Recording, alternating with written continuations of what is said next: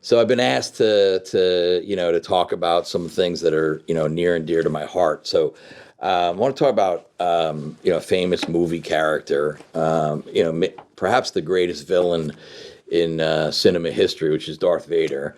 Darth Vader has been around since 1977, and he wasn't always Darth Vader. And so, the concept of addiction and even mental illness and all that is so relevant in the Star Wars saga. So you have a young boy by the name of Anakin Skywalker who lives on a planet that is basically sand, and he's a slave. He has he really has no rights, and he's got a mother who's very caring. He doesn't know who his father is. He doesn't have any siblings. Um, but you also can see that he's got some talent. He's very, very good with his hands. He's a very good mechanic. He's got interests in building robots and planes and speeders and all this stuff. And he's kind of a sweet kid. He just sort of lonely and isolated. And very early on, you start to see that he's kind of special. His reflexes are pretty good.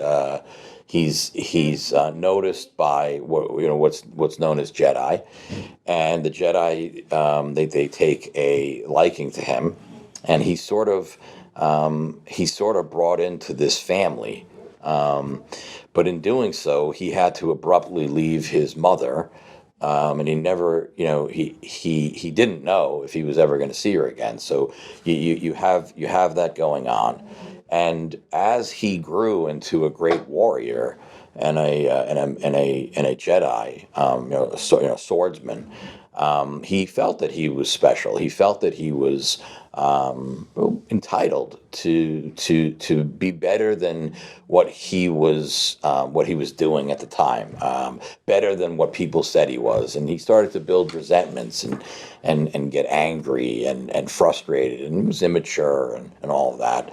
Later in his in his teenage years, he reconnected with his mother, and she was killed, which really unnerved him and really put him over the edge. And he wanted the power, which is very addicting, to literally control how people live and die, and was really hell bent on discovering that. And so a lot of this stuff that was going on with Anakin Skywalker is really an analogy to how somebody kind of walks this life or lifestyle into the madness of mental illness and into the disease of addiction, because they've got these holes in them that are created through trauma and through experiences in their life. And so Anakin had this stuff. He was a lonely kid. He was abandoned. He was pulled from his mother. His mother dies, and then his mentor dies. Soon after that, and again, there's a lot of sadness, a lot of trauma, a lot of death around him, and he wants to be able to control his life, and really, life is controlling him, and he doesn't really have a sense of who he is.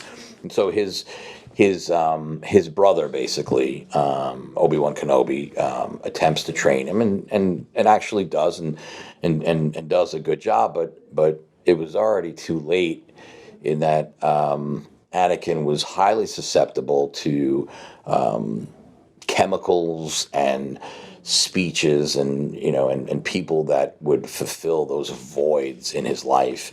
And the Emperor Palpatine, really took a shining to him and really manipulated this young man, and told him lies that were kernels of truth. And that in and of itself is the disease of addiction. It starts to box you in and tells you that without me, without the booze, without the drugs, without the power, without the control, you're nothing.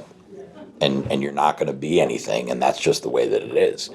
And so he bought into this emperor's belief system, and so he was drunk with power, drunk with whatever drug was flowing through throwing through his veins, and he turned on the people that loved him the most. And again, doesn't that sound a hell of a lot like what happens in the disease of addiction? Is that you end up turning on the very people that loved you, that you love, and you become unrecognizable. And sure enough, he had a showdown with with his brother, with his mentor, with his role model, Obi-Wan Kenobi. And in that showdown, he lost. He was nearly killed. And the final sort of nail in the coffin was that he literally went from this human being who still had a chance to thrive and experience anything in his life and live a life of glory and success. And he was literally put into this black tomb of a suit, where he was known as Darth Vader. So he even changed his identity. And again, isn't that like the disease of addiction, where you literally you're different, you're a different personality? And he was hell bent on proving everybody wrong still, and he was in constant pain, constant suffering, because of his injuries sustained in his fight and the suit, and he was continued to be manipulated and all of that. And you just fast forward, and there's a lot to it, but you fast forward to it, and the person in his family that pulled him out, that made him human again, that brought him to recovery, if you will, was his son. And oftentimes, if I parallel it, the children, there's an individual, but the children of a family are so powerful, and perceptually you think that they're the weakest and they're the most powerful. And in this case, Luke Skywalker, his son, saved him and redeemed him, and so that he could die in peace and live and be in recovery for the remainder of his life. And so there's a tall lesson in that, and the question is, can someone be redeemable? And the answer is yes. The answer is there is hope. No matter what you do, no matter who you are, no matter what you've abused, or who you've abused, there is hope. And Star Wars, what a great allegory for addiction. But that is basically the story of Darth Vader. So you take the story. So now you take a young man, and so what happens? He's in a family and he's not really sure of himself, and he gets associated with a gang, or he gets associated with these kids that, they're troublemakers, they use drugs, and they get involved in stuff, and he starts to get an identity, what I like to call your pseudo self, instead of your actual self, and things are cool, and he's now part of a gang. He now can beat people up, and the girls like him, and he's driving these hot cars, and nobody's really challenging him. He's his own person, and so you can see a person like that being so grandiose and using drugs because they think that they're so powerful, and becoming addicted, and it becoming a lifestyle. And once it becomes a lifestyle, once it becomes ingrained, it's really hard to get out of it. And then, of course, the family is left like bewildered, shocked, devastated. What happened to this person? Where are they? I don't even see them in their body anymore. And so the family has to do things that they really were never taught how to do. How to say no, and how to put up boundaries, and how to basically do the opposite of what comes natural to a parent. A kid falls down, scrapes his knee, you pick him back up. That's like a natural thing. When you're dealing with addiction, get up yourself. We're not going to enable you. So that's how I think it would show up in everyday everyday life. And I think I think the relapse rate is excessively high because it's so seductive to take a drug, and that drug makes you funnier, sexier, more good looking. People want to know you. You're all of a sudden you're interesting. And that's very similar to Darth Vader. I mean, he's just like, in these black helmet, this black suit, this 7 foot, samurai warrior, tough as nails, can do the force, move things around.